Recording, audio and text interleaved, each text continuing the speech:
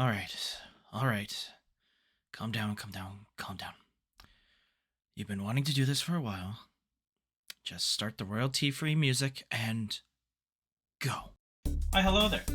For those of you I haven't met yet, I'm HeyShift, your friendly facility mech VTuber boss. And finally, I'm here to talk to you about Gunpla. The hobby I've spent tons of hours and dollars building, talking about, and enjoying so that I may threaten, I mean intimidate, I mean bully, coerce? Yeah, that word. Coerce into joining me into this hobby. So for a quick primer for all those of you who don't know, Gunpla stands for Gundam Plastic Model. They're plastic models made from a large variety of mechs from the Mobile Suit Gundam franchise. You go and buy the model you want, open up the box, cut off all the pieces from the runners, and assemble your very own scaled-down version of Mecha goodness. And I know it may be scary with all the different sizes and stuff, but that is why I am here. Over this and hopefully several to many future videos, I'm going to go over multiple facets of this hobby that I have learned from various community videos and my own experience. So that brings us to the topic of this video. I'm here to teach you about the grading system. So, first up, on the very far left of the grading scale are the tiny and adorable yet still fierce SD Gundam model. SD, for all those of you who don't know, stands for either Super Deformed or Superior Defender. It can flip. These little guys stand generally half as tall as a usual high grade, and in terms of aesthetics, they can look like a smaller version of the Gundam you already know, to fantasy medieval warriors, to Gundam-based versions of characters from China's Romance of the Three Kingdoms. I'm not kidding about that. And while some people may give them some grief, I've come a long way around to liking them more and more, especially with the recent releases of two specific models, but that's for an entirely different video. Next is the newest grade line, Entry Grade. These were made to become the new jumping in point for the hobby.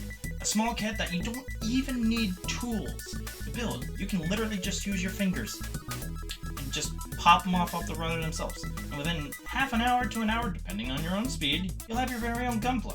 And while this grade started simple and even got a very specific Mecha option, the more recent releases have shown great improvement and a lot of depth and detail in their aesthetic and their choices.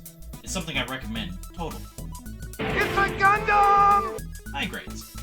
The bread and butter of the Gunpla world. The most plentiful grade, the grade with the most variety and bang for your buck. This is usually the beginner Gunpla enthusiast's starting point. The price barrier to entry here is at its lowest, and almost every model is big enough to have a good shelf presence while not taking up too much room.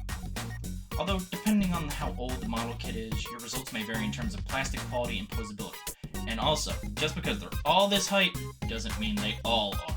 There are exceptions. Now, these may look just like better looking height.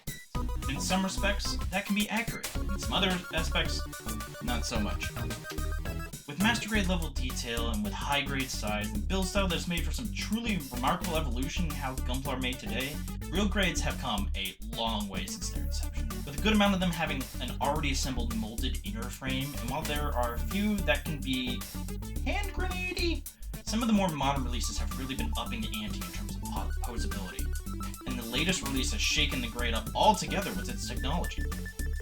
Honestly, not something to sleep on once you get a couple more builds under your belt, especially for those that have a little bit more detail to them. Alright, this is the part of the grading scale where your wallet is going to start crying. Master grade. Before real grades came out were the affordable, bigger and more detailed models, and while not as varied as high grades, there are enough to be able to assemble a diverse collection of good-looking mechs. Although in recent years, the release of new models has slowed down in favor of some other lines, and while some model kits have become more rare and hard to find, Bandai does occasionally reprint the ones the community really want to see back. And as someone who does like building master grades, I'm always hopeful that master grades will get more love in the future. Love you.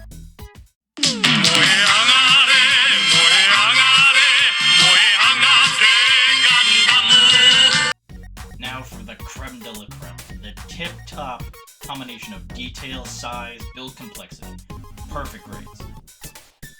Perfect grades are, for some, the pinnacle of Gunpla building. The model kits Bandai will put out and just say, hey, look at this, because they're art pieces.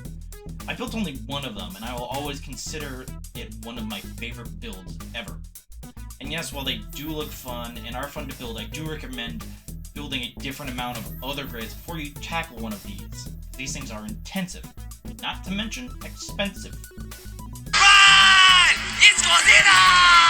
It looks like Godzilla, but due to international copyright laws, it's not. Still, we should run like it is Godzilla! No, it isn't. Okay, and for our final grade, we have the mega size models. While not traditional grades in most sense, you can obviously tell why these stand out. Most obviously being, these things are tall. They stand taller than perfect grades, but as you can tell by sight, not nearly as detailed and not as well engineered. They also have the least amount of models for any grade, having only 6 as compared to entry grade 7. And while they are posable, you really have to work to get the best out of them. And that's a brief introduction to all the main grades. There may be 2 or more grades that I did not put in here, but that's for another video or 2. Although I didn't go through any specific models in each grade, which are good builds to try, that's because I also want to make that into another video, and as well as proper tools that you should be using as a Gunpla builder. I hope you enjoyed the video, and if you did, go do the thing to the buttons below. You know the ones. Sorry it took me so long to finally start doing stuff like this. I hope you put up with me as I do more of them. See you later. Have fun building.